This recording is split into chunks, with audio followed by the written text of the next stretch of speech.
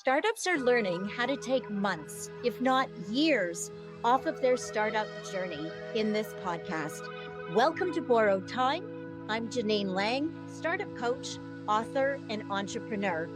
Knowing that we learn more from our failures than our successes, I'm interviewing successful business owners and finding out what's the biggest mistake that they made, what did it cost them in terms of time, and most importantly, what are some of the lessons that they learned from that experience? By sharing those lessons that they had to learn the hard way with our startup listeners, I'm hoping you'll save valuable time from your startup journey. Now, today's guest is Keith Engelhardt, and Keith is the founder and CEO of Sawatch Solutions. Welcome, Keith. I'm glad to be here. Great. Well, we're glad to have you. Thank you so much for joining. And why don't you just start by telling us a little bit about your business? Well, the Sawatch Solutions parent brand focuses on success and wellness programs. And a recent launch and endeavor is the Neuromarket Business Portal. And I provide neuromarketing and AI tools that make marketing simple, faster, more effective, and scalable with less cost and effort for entrepreneurs and small businesses. Because nobody wants to have a marketing PhD to run their business. They want to focus on the value and the services or products they provide. I love that. I love that. And can you just tell us briefly, what is neuromarketing? I think that was the term that you used. Yes, it's basically the science of why human brains buy and what is effective persuasion techniques and how to capture attention in our acutely attention-starved populace these days. For sure. And you're absolutely right. There's tons of stimulus coming at us all the time. So I can already tell we're going to get a ton of value today from this session. So, and speaking of attention, boy, every entrepreneur has a story. So I'm always fascinated to hear what inspired you or got your attention to start this business. Well, it was a couple of factors. The main one was some reflection after a major challenge, reflecting on where stress was coming from in my life, excess of time being consumed and so forth. And being a introvert, specifically a INFP temperament type, which is about 1.25% of the population, it was challenging working in the ever busy, go, do, corporate structures that I've been in over the years, even a few being toxic, and decided, well, I've got the skills and talent and expertise to provide value outside those containers and work on my terms. Introverts like to work in smaller groups or solo activity. And for those that aren't familiar with temperament types, two camps basically, introverts and extroverts, and it's a biological difference. It's how our brains process differently and where we get our energy. Extroverts like to be in large groups, busy, noisy environments, which will tax introverts that prefer small group or solo activities. So having the control of the container Yeah. as an entrepreneur and small business owner, it was just the right time to pursue it. Right. And I think you slipped in there that you were an INFP. So you were talking about the Myers-Briggs assessment there, I think. Is that right? Yes. Yes. So about 1.5% of the population is an INFP. Oh my goodness. You're a rare breed, Yeah. And it really comes down to, I'm glad you mentioned that tool and obviously your result. Thank you for sharing, because it's so important. It all starts with self-assessment and self-awareness, right? Mhm. And being an introvert, and for fellow introverts, we're in good company. Mark Zuckerberg, Larry Page, Richard Branson, Elon Musk, Warren Buffett, Oh, Emma Thompson, Meryl Streep, to name drop a few more famous ones. You are name dropping there. Absolutely. Thank you for that. So the introverts out there should feel like they're in good company. Yeah, Absolutely. And in no way will that limit your potential. But yeah. when it comes to limiting potential, boy, as entrepreneurs, we've all had to face challenges, right? People tell you how tough it is, but nothing truly prepares you for when you are starting that journey yourself. And Keith, as you reflect back, what would you say is the biggest challenge you had to face? Well, it was more on a personal note, which impacted my professional endeavors. In the same year, I lost two parents and another family member and some other major challenges. And we all have a level of allostatic load that we can handle, whether that's physically or mentally, before, something gives. So all that piled up in 1 year and led to me recognizing that it was time to leave corporate America, so to speak, uh, and pursue endeavors that I had a little bit more personal control over the direction and what activities I was pursuing for business. Yeah, I'm so sorry to hear about that. All that loss all at once. That's just, as you say, personally, it impacts you, and of course, professionally, you made some decisions. So what were some of the impacts as a result of that? Well, as I mentioned, we all have a limit on stressors that we're physically, emotionally, or spiritually able to juggle at one time. So for me, it led to a major hospitalization, and having that pause away from some of the toxic environment I was in at the time, a realization that now this was no way to continue. And while that was a personal struggle and had impacts, it was also the genesis of some of the most rewarding changes in my life as well.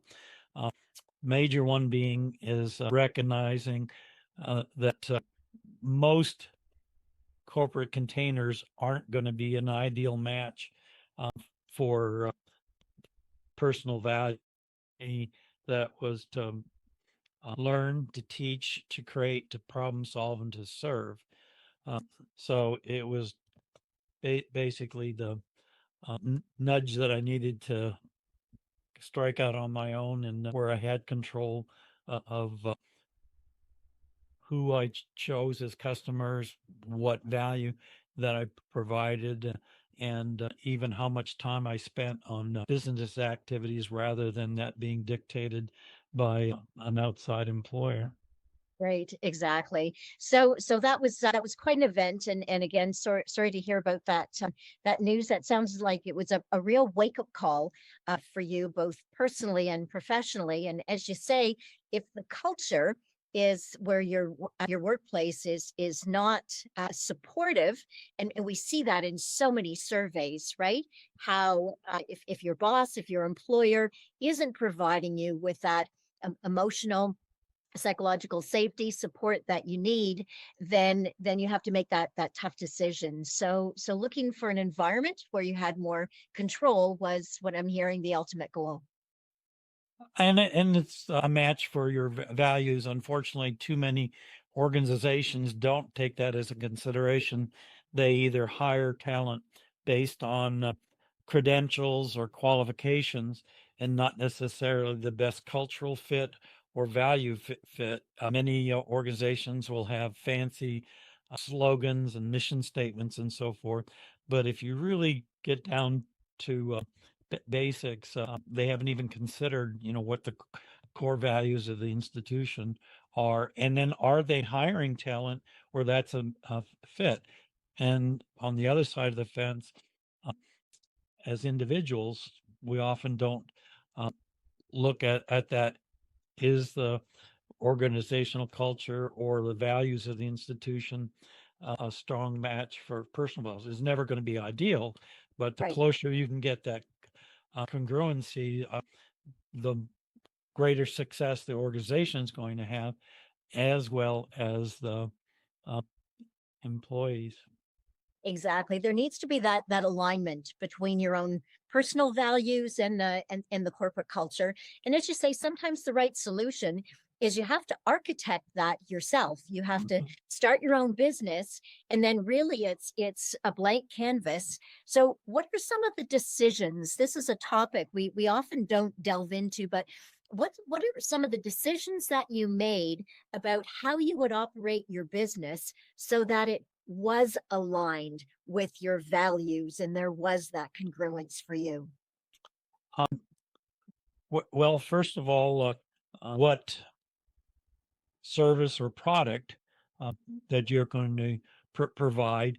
Uh, I don't see myself offering bookkeeping or some other activities that are necessary for a business. So I have always had a passion for learning and um, rather tenacious curiosity as well as creativity. So it was real important for me in the products or service that I provide that those are a given. They're an outlet for that energy, and I'm not going to be stifled by, you know, outside Yeah. direction in the case of working for an employer. Exactly. I love that because quite often we fall into the trap. We're lured by what we think we can make money at. So I love your bookkeeping Right. example, right? And sometimes we look at what can we do? So what do we have the skills? But I love what you went to immediately, Keith. If you're not loving it, then don't pick it as a business idea. So if Well, the nudge that I give is ask yourself when you get up in the morning and your feet hit the floor, what is it that you cannot not do? Then the double negative there is intentional to induce a little bit of pause. Uh, and that actually comes from Jonathan Fields. But if you can identify what you do on a daily basis that you're just passionate about, that you would be doing anyway, and then um, navigate an income stream from that, you're well on your way to success. Exactly. It has to be both, but start with the passion and validate. Certainly, if you can't make money at it, then that's not a sustainable business either. So it has to be both. I love that. The other thing, and I'm really glad you touched on the toxic culture, because quite often I hear people, startups that want to get away from the toxic culture, and then they start a business only to create an even worse environment for themselves. And I'm the finger is going back at me right now because when I started my business, I remember years ago, I was my worst boss, Keith. I didn't give myself a vacation, right? And so I finally had that little wake up call, and I thought I left a corporate environment for more control over my schedule.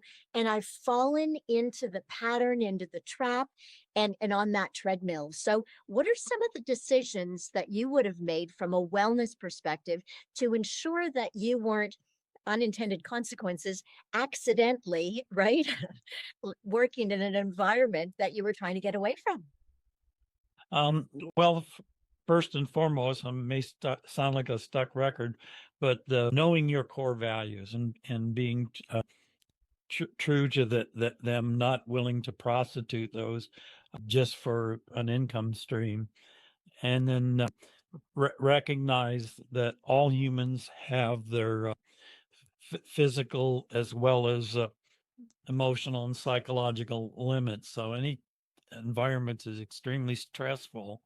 Uh, that one of two things has to be, or I guess three things that have to occur.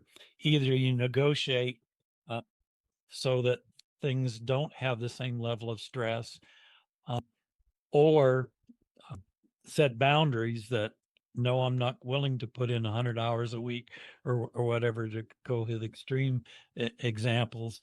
Um, and also know how to take care of this amazing piece of engineering that we are embodied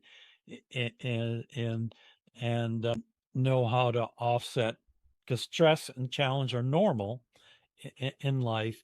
Uh, the negative impact of it is optional. Yes, I like that. I like that for sure. And know yourself, whether it's giving yourself mini breaks or whatever that is. Are there specific tips or advice that you would offer? Well, I can certainly give them for introverts, since because of the neurobiological difference between extroverts and introverts. Extroverts thrive on dopamine.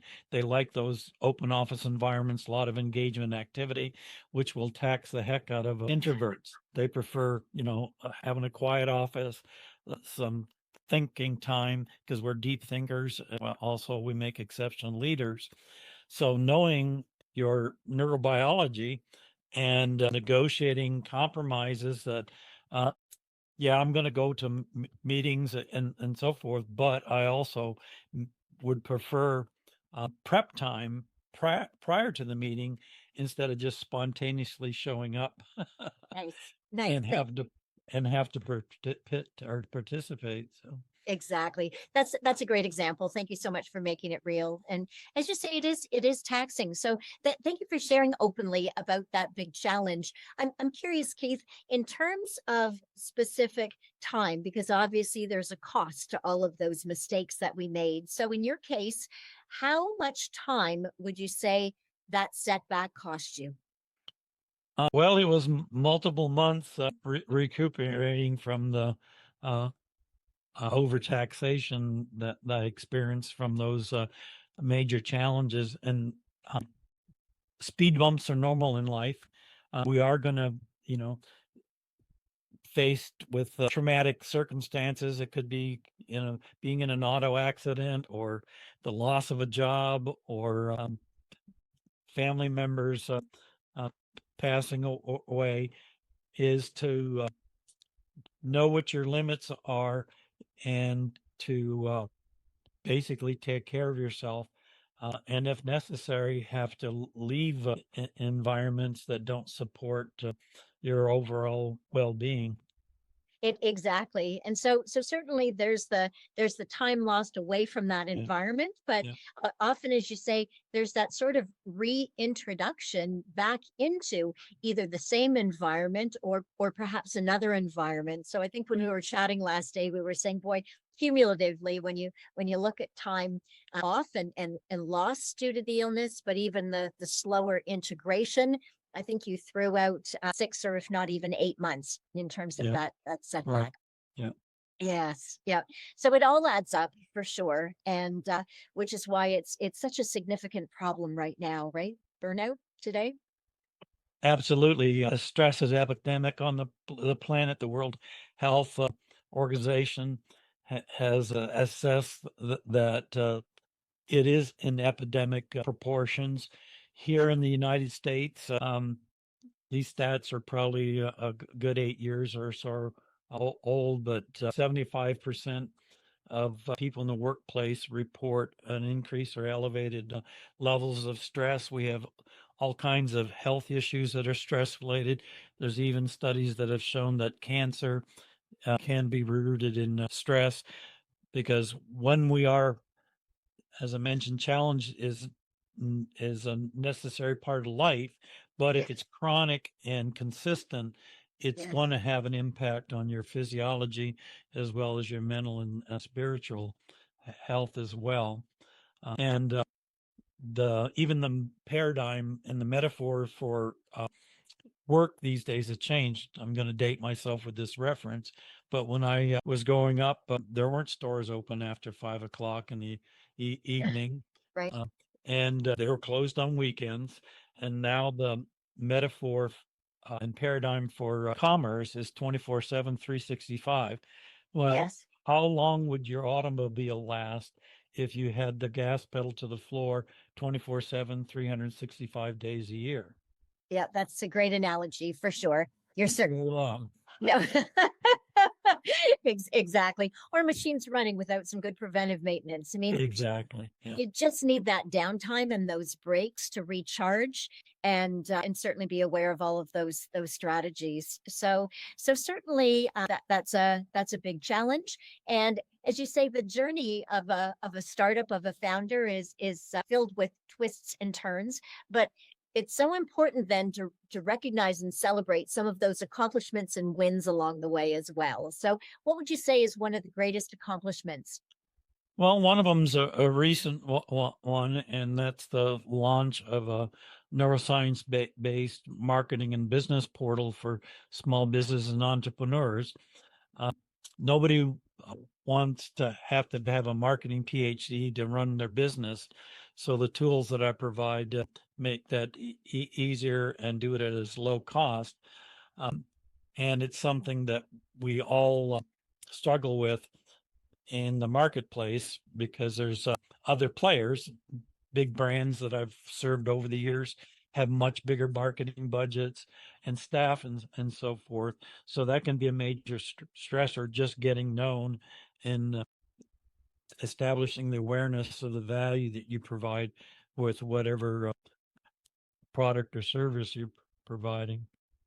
Yes. So that's a valuable tool and no doubt a lot of time in the making. So that's tremendous that you're able to And it allowed me to leverage those core assets that I yes. mentioned. I had an absolute blast creating the tools. It wasn't what we usually characterize as work. Um, it was a very engaging, creative process for me. Yes. Oh, that's excellent. Well, if you're if you've chosen well the profession that you're in, then it doesn't feel a day like work. I think I once heard. Yes, yes. And so, and another accomplishment, Keith, speaking of about a large creative process, I understand you've authored a book, and tell us a little bit about Unbreakable. Well, rooted in that stressful experience that I went through and the journey out of it, and also the recognition that entrepreneurship is quite different than working for someone else. There's a lot of different challenges that you face that aren't there for normal work environments. So that was kind of the nudge to author the book Unbreakable, the Founder's Mental Strength Guide, which includes not only the pain points and challenges that entrepreneurs face, but also actionable solutions and steps to offset that. Yes, and as I was reading that in advance, I noticed you commented about yoga in Yes. particular as one of the strategies, and I was just curious why you touched on hatha yoga in particular. Is there was that deliberate? There's so many. Yes, that was Yes, deliberate because I was blessed to get introduced to yoga, meditation, and mindfulness in the uh, mid 70s. Just kind of serendipitous. A roommate that I had, and we were in the same profession, uh, said, "Hey, there's this yoga class at the Y. You want to check it out?" And I said, "Sure," because at the time I was playing soccer and athletic and tennis and cycling and a lot of uh, physical sports. right. And I thought another form of exercise. Well, I was dead wrong, because I got hooked the first class that I took because you don't realize how much stress you carry on an unconscious basis until you have a experience of releasing that uh, Right. and experiencing other states of being. So I studied for about 3 years, had an opportunity to get my teacher's training and even study with one of the first yogis that came to the West in the 70s, Amrit Desai, who's still around, by the way, at the age of 92. Uh, Oh my. so I did that as a side hustle to offset the challenges and stresses, and it was a major contributor to me coming out of the trauma of death of parents and everything that I mentioned. So I still contribute on that front. I have um, Yes. not so much the in-person yoga classes, but I still do online meditation programs. I even have Okay. a subscription-based meditation library that people can Oh, leverage. Uh, so oh, that was a major contributor um, of information in the book because there's very simple and effective uh, ways to mitigate stress and have your biology working at its optimal performance. yes. Because after all, none of us have popped into the world with a user's manual No. for this or this. Well said. We get one of these things, one body, but Right. there it comes with like no user manual for sure. And it's not common sense, right? Common Right. practice, not common Yeah. sense always. Yeah. Yeah. Yeah, that's great. So I didn't realize there was a whole story behind your hatha yoga. That's amazing. So and I'm glad that you touched on that because there's so many different types of yogas. I know I've done yin yoga and Right. ashtanga and hot Yeah. yoga. So why hatha yoga in particular? Well, it's one of the ones that was easily adopted in the West. It's basically movement and breath work that allow you to uh, release tensions as well as um, build fitness. It's a very holistic approach because the movements are not just designed for physical strength and flexibility, but they also uh, massage internal organs so that things function holistically, etc. Even increase bone density. So it's a very all-rounded form of exercise and maybe not as aggressive as Ashtanga yoga or power yoga is what's often Right. referred to. Yeah. Right. And as you say, it focuses also on the breath. And Right. I remember attending my first class, and it was like I was breathing for the first time because you learn how to breathe properly, right? And truly release that stress. Exactly, because when we're challenged with stress, one of the physiological changes is the breath becomes very shallow and rapid. So knowing how to use the diaphragm and other breathing techniques allows you to breathe naturally. You can watch small children, especially toddlers, they naturally breathe from the belly, where most adults are breathing just upper chest, shallow breathing, because it's just a natural side effect of challenge and stress. Right. Exactly. Oh, I didn't even realize that. I'm going to have to, I'll be watching now for sure. For sure. And breath happens to be the simplest stress management tool we have. You can actually Right. increase your energy levels or increase your relaxation levels just through various breathing um, patterns. Yes, yes. So we have the tools. We just, as you say, don't have a user manual. So we need some coaching and some instruction on how to all use this to our advantage for sure. So how has the book positively impacted your life? Well, again, it was an avenue for creativity Yeah. and expression. I enjoyed doing it. I actually have two other books in the mix. One for introverts titled "Introverted and Thriving: Survival Techniques for Introverts in an Extroverted World." Yeah. And then one that I just have to reformat a little bit for ebook format is 365 daily neuro nudges, which are pairing of inspirational quotes with photography, inspirational photography, some of it my own since I'm an accomplished photographer. Right, right. Wow. So there is just so much. Thank you for the sneak preview on those additional books that are coming out. There's obviously a wealth of knowledge there. And I love that idea of 365. You're really then starting to make it a daily focus and practice. And that's Right. really what it needs to become to truly transform our lives, right? Yeah. What we focus on and repeat, we get good at. That can be worry, stress, anxiety, whatever, or it could be joy, exuberance, and bliss. Exactly, exactly. So so just as a little teaser, is there some words of advice that you would have for founders specifically, just either from your book or your courses? Certainly, first and foremost is know your core values and be congruent with them. if somebody needs an assessment tool to do that, John DeMartini has a free, excellent values assessment uh, that you can take in 10, 15 minutes to know your core values. The other one is to, prior to entering entrepreneurship, um, have a financial safety net that you can fall on, because income can be um, irregular. So to eliminate that stress, it's worthy to have a financial foundation and or focus early on financial independence, so that you're not adding that undue stress to what you're pursuing. That And then true. seek mentors.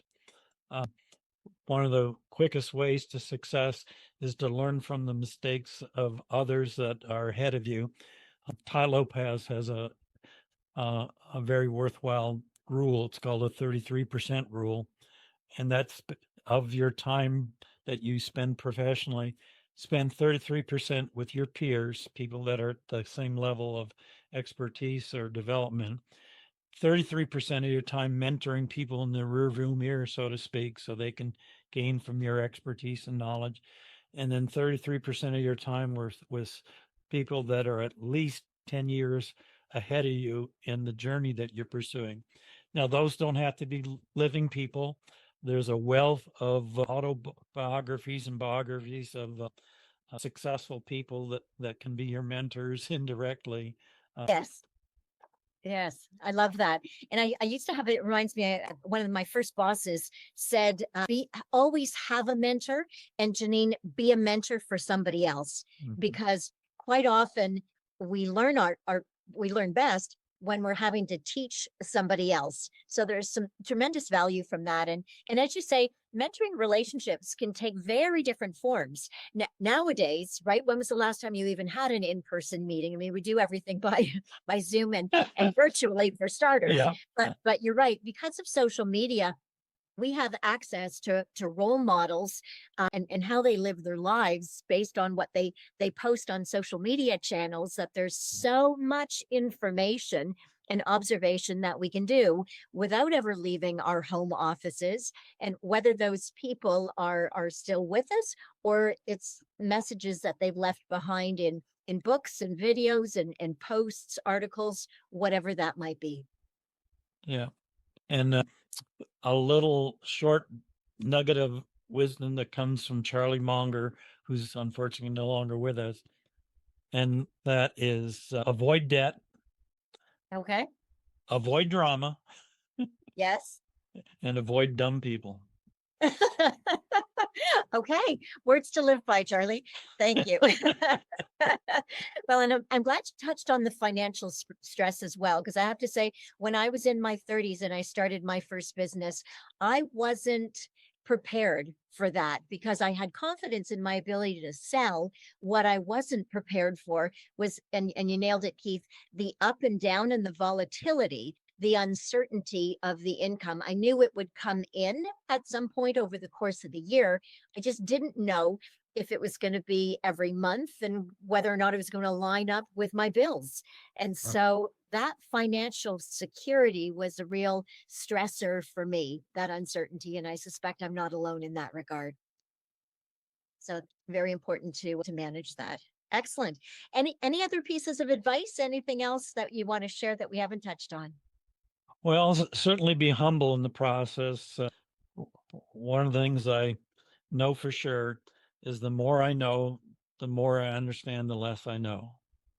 So always be curious and willing to learn, evolve, and adapt. And adapt. That really is the key to resilience, isn't it? Because that is another topic that I noticed you wrote about in the book. And anything about any tips about building resilience? Um, Gosh, we might be here Okay. In 2 sentences or less. No. Well, certainly the physical and the mental challenge is learn some basic tools to maintain resilience that there, because we live in a much more complex world than even 30, 40, 50 years ago, and changing very rapidly is so having some basic skills to maintain physical and mental resilience are crucial. For sure. Well, the message I'm taking away from this is the good news that we can work on these things, that we do have control over our wellness, over our resilience. I think emotional intelligence, you also said. So I was surprised to learn how much we truly do have control over, but it does take that self-awareness and very deliberate intention that we want to make a change in our lives, right, Keith? Absolutely. And at minimum, or the piece of advice from Pema Chodron is there's an infinite number of responses to the change and challenges in life. And one of them is no response. Yeah. I can just witness and observe. I don't have to get triggered by it. Yes.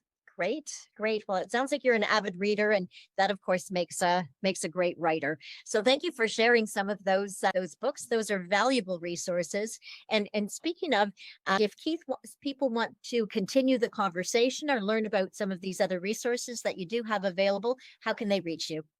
They can reach me at CEO at sawatchsolutions.com, or just Google me. You'll find me several places on the internet.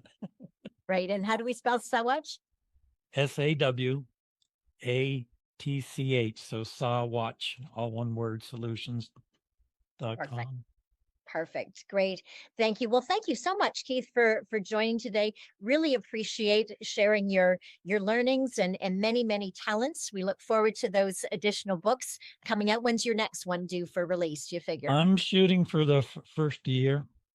Are you? That's terrific. Great. So not in my Christmas stocking, but keep my eyes peeled after that. There you go. Sounds great. Well, thank you again for spending time. There were lots of nuggets to help our listeners, startups to save valuable time. Thank you so much for joining.